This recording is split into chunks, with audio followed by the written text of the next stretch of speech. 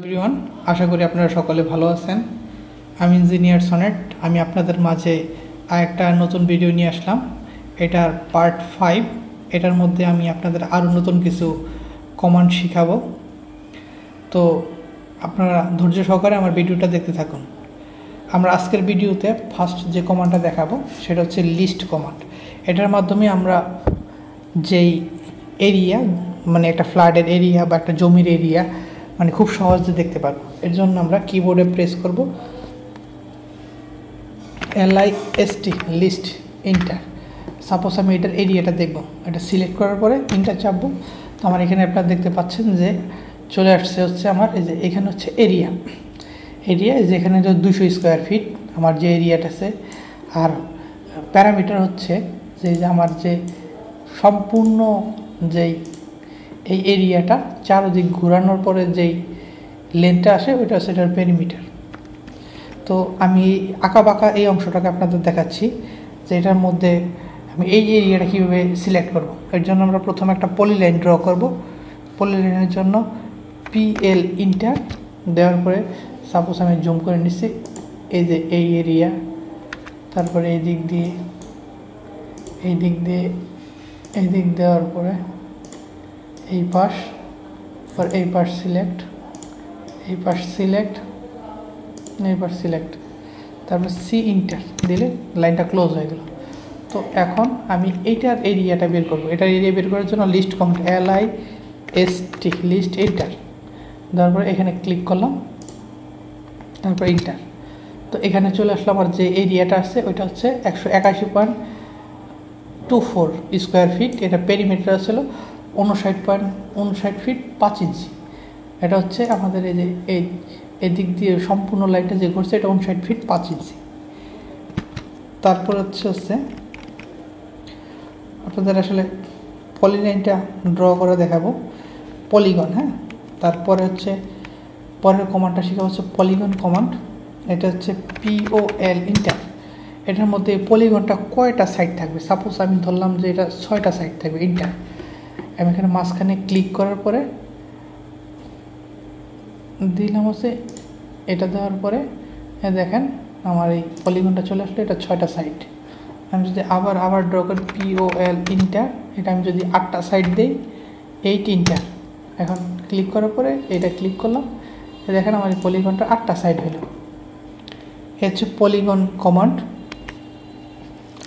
আমরা এই ভিডিও 2 নম্বর কমান্ড দেখলাম। নেক্সট কমান্ডটা হচ্ছে আমাদের সিলেক্ট। আসলে সিলেক্ট ব্যাপারটা হচ্ছে সাপোজ আমি একটা লাইন ড্র করলাম ইন্টার দিয়ে, দেখেন আমি যে কোনো কিছু ড্র করলাম, সাপোজ এরকম ড্র করার পরে তো আমার সিলেক্ট, আমি যদি মাউসের ক্লিক করার পরে আমার রাইট দিক থেকে আসি, মানে দেখেন গ্রিন একটা এরিয়া চলে আসছে। তো আমি ইন্টার দিলে আমার সম্পূর্ণ এরিয়াটা সিলেক্ট হয়ে গেল।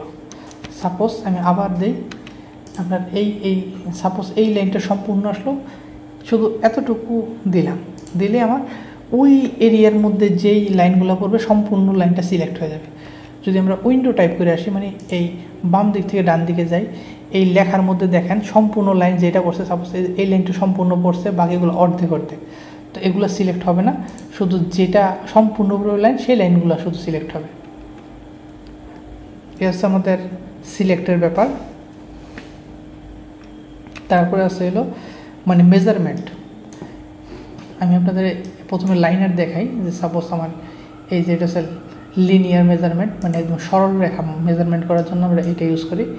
এর জন্য দেখেন এইখান থেকে এইখান পর্যন্ত আবার কত ফিট আছে আমার এটা দেখাচ্ছে, এখানে আমার 10 ফিট আছে।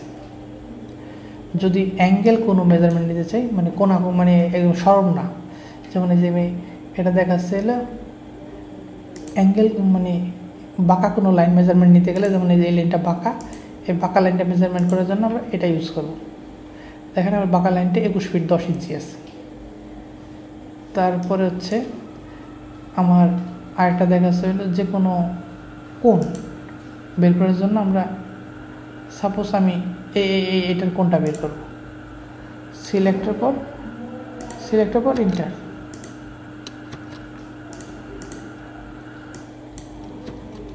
এটা দিলে এটা হবে, তারপর রেডিয়াস দিলে রেডিয়াস বেরোবে।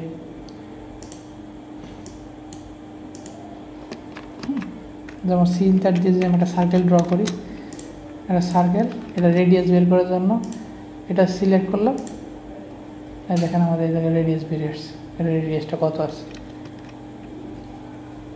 যে ডায়ামিটার বের করতে লাইনটা সিলেক্ট করলাম, এখানে দেখেন আমাদের ডায়ামিটার বের আসছে, কত ডায়ামিটার আছে হলো 18 ফিট 11 ইঞ্চি। ওই সেম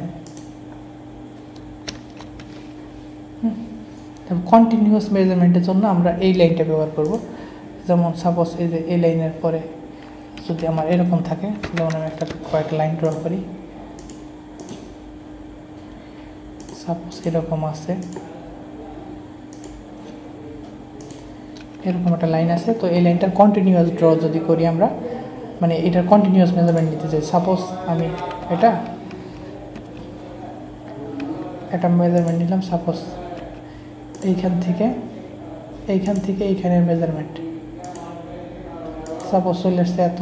তো এটা যদি কন্টিনিউয়াস মেজারমেন্ট নিতে চাই তাহলে আমি এই কমান্ড ইউজ করবো। এই কমান্ডে দেওয়ার পরে দেখেন ওখান থেকে অটোমেটিক চলে আসছে। যদি এই কোণে আসি তো এইখানে মেজারমেন্ট হলো, এইখানে আসলে এখানে মেজারমেন্ট হইলো। হ্যাঁ, ক্লিয়ার? এই হচ্ছে আমাদের এই মেজারমেন্ট হইলো। মোটামুটি মেজারমেন্টগুলো বুঝলেন। আমরা যদি একটা আর্টস ড্র করি এই ইন্টার দিয়ে,